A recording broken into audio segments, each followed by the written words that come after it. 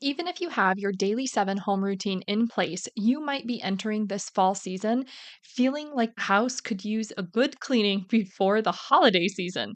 And if you have a lot going on, it can be tough to figure out where to even start. So, I am going to help you with that. I have 5 deep clean tasks for you to complete this month so your house feels fresher without it feeling overwhelming. Are you ready to stop the chaos, the stress, the overwhelm that's filling your life?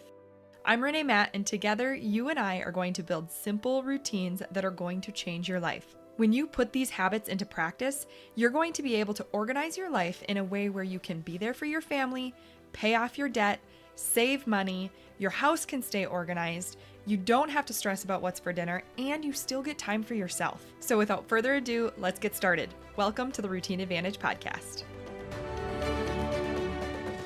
Sometimes we can have all the routines and habits in place and things still pile up, especially when we're going into a busier season. Like if you have kids going back to school, that you're adjusting to different schedules and routines there. We're entering into a bigger holiday season where things are going to be kind of back to back. You're doing a lot more shopping. There might be a different change in seasons where you're decorating differently, things like that. It can all take its toll and it all adds up because we're spending time on all of these different things. So even though we might have the habits and routines and systems in place, our houses can start to feel a little dirtier than normal. And if this ever happens to you, it doesn't necessarily mean that your routines aren't keeping up. It just means that you need to shift a couple of things. And one of the things I love about the 5 foundational routines is we have something called the daily 7 home routine, which is the third routine in those 5 foundational routines. And that routine helps you to keep your home reset in 30 minutes or less every day. Now, these are really basic things. They're your priority tasks. It's all of the things to help reset your home. And then you use tidying skills throughout the day to help maintain that. However, there are going to be more of those deep clean items that are coming off of your annual task list. So, all of these 3 different things, your daily 7 home routine, your tidying habits, and your annual task list are going to work together to have this really well oiled system that you work through to maintain your home. So, when you have your daily 7 home routine in place, that's great, and your house will feel tidier and then your tidying habits are going to help maintain that. But there are going to be times where you want to do a little bit more of the deeper cleaning things that aren't included in your daily 7 home routine, just because it's simply not possible to do all of the deep cleaning every single time you clean your home because it would take forever and we wouldn't be able to maintain that consistently for a long period of time. And that's why a lot of people will shift this to the weekends and do it all at once, but then it's hard to keep it throughout the week because we're focusing on that deep clean when it doesn't necessarily have to be deep cleaned every day, even though we might want to. It's simply not possible unless we have nothing else to do, and our lives are very full. So I want you to think about just keeping the daily 7 home routine to be able to maintain the tidiness throughout the week. But then we also have these deeper cleaning tasks coming off our annual task list. So if you need to put either one of those in place yet, I would encourage you to go back to episode 136 to learn the power of the daily 7 on how to tidy your home in under 30 minutes. And then if you need to build your annual task list, go to episode 48, and that will teach you how to create your annual task list to help you get stuff done without feeling overwhelmed. So when you create this annual task list, basically what you're doing is you are pulling 2 to 3 items off of that list and focusing on those each week. And that's going to help you keep up with all of these additional tasks that need to be done without it feeling overwhelming. Because when we can plan things out and then focus on the simple things that we need to do, it's much easier to keep up with it because we're more likely to accomplish it if we're not feeling overwhelmed by this giant list of to dos. So I'm really just taking 5 things off of what I would have on my annual task list. And I'm sharing them with you so that you can do these things as well. And if you don't want to do all of them, then don't do all of them. You do not have to do any of them if you don't want to. But if you kind of want that kickstart on what to do, I'm going to give you 5 ideas of what you can focus on this month. Now, typically, I would say grab 2 to 3 priority tasks from your annual task list each week. But if you don't want to do that, or if that feels overwhelming, I'm just giving you 5 for the month so that you can decide how you want to do it because there are technically like 4.5 weeks in October here. So you're taking like one a week, or you can complete, two one week, three another week, and then choose your own for the rest of the month, however you want to do this. But if you want to, just focus on one of these each week and you're going to accomplish more. And by the end of the month, your house is going to feel much better because you're able to do more of that deep clean.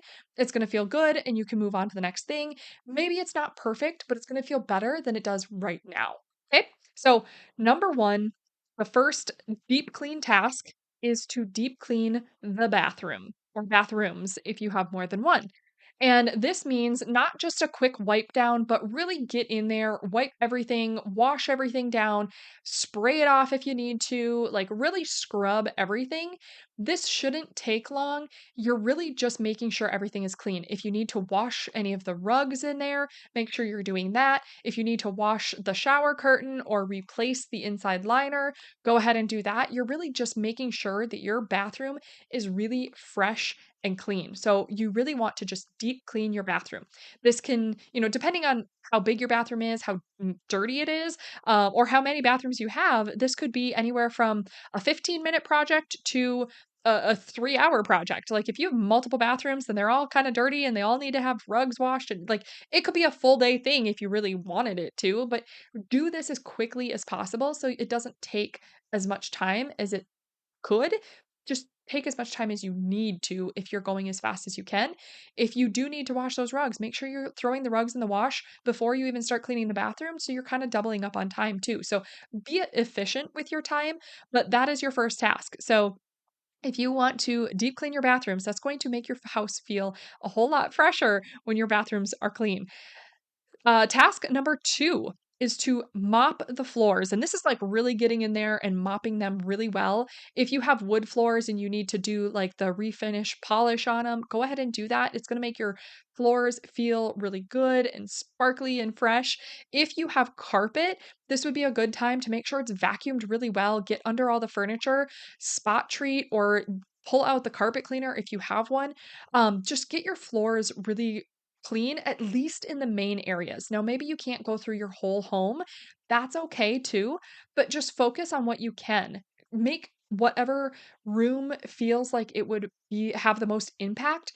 Focus on that room and really get those floors really clean so that it feels really good when you walk into that room. So, if it's mopping floors, if it's carpet cleaning, if it's spot treating, whatever you need to do to clean your floors and focus on that. And like I said, if you can do the whole house, go for it. But if that's overwhelming, just focus on the main areas or like the main pathway or one of the main rooms that you're always in. If your kitchen floor is pretty gross, like focus on that. Let's get that really clean and mopped and scrubbed and washed. Or if it's the dining room or the living room, whatever it is, just focus on the floors where you can. Number 3 is the windows in the main spaces. Now, I'm not saying go and wash every window in your house because that's a lot. But if you can focus on the windows in the main spaces, maybe it's the windows in kitchen or it's the dining room sliding glass door that always has smudges and nose prints and little handprints and dog licks, whatever it is in your house, whatever your house is like. Clean those windows in the main areas, and that's going to feel so much better because you're going to have those fresh, sparkly windows instead of all the smudges and dirtiness that makes it feel more dirty. Task number 4 is to wipe down your kitchen cabinets, like wipe down the fronts of all your kitchen cabinets and the dining room table legs and chair legs, because that is a spot that can get kind of splashed or splattered or smudged that we don't really think about. But if you are having your, washing, maybe you have a bucket with some cleaning solution and a rag and some soap in there, and you're just wiping down the fronts of all the cabinets and you go wash the table legs and the chair legs, it's going to feel so much cleaner with very little effort. It does not have to take very long. And then number 5 is to wash your bedding. There is nothing like having nice, clean, crisp, freshly laundered bedding when you climb into bed with fresh sheets and a fresh comforter and fresh, fluffed pillows. It feels so good. So that is a great thing to do, and it does not have to take very long. So if you focus on these 5 things throughout the month, you can just imagine how much better it's going to feel by the end of the month. So that's one task per week. If this is too much, break it down. Maybe you spread this out from October and November if that feels too much. But if you can, plan out your week so that you have time to complete just one of these deep clean tasks per week, and it won't feel so overwhelming. And you're going to feel like you have accomplished so much by the end of the month. And then your daily 7 home routine and your tidying habits are going to help you maintain these things throughout the week so that these deep clean tasks don't feel so daunting because you've already reset your home with the daily 7. So I hope that you have found these to be helpful. If you like me giving you some deep clean tasks off of the annual task list, then maybe this is something that I can do more often if you like it. If you don't like it, you don't need to tell me. It's fine. I mean, if you really don't want to be told what to do, you can certainly tell me and I will take that into consideration. But I've had so many people tell me that they like these challenges. So I'm going to challenge you to give yourself one of these deep clean tasks each week through the month of October. If you want to shift it around and you don't have to do them in order, you can absolutely switch up the order.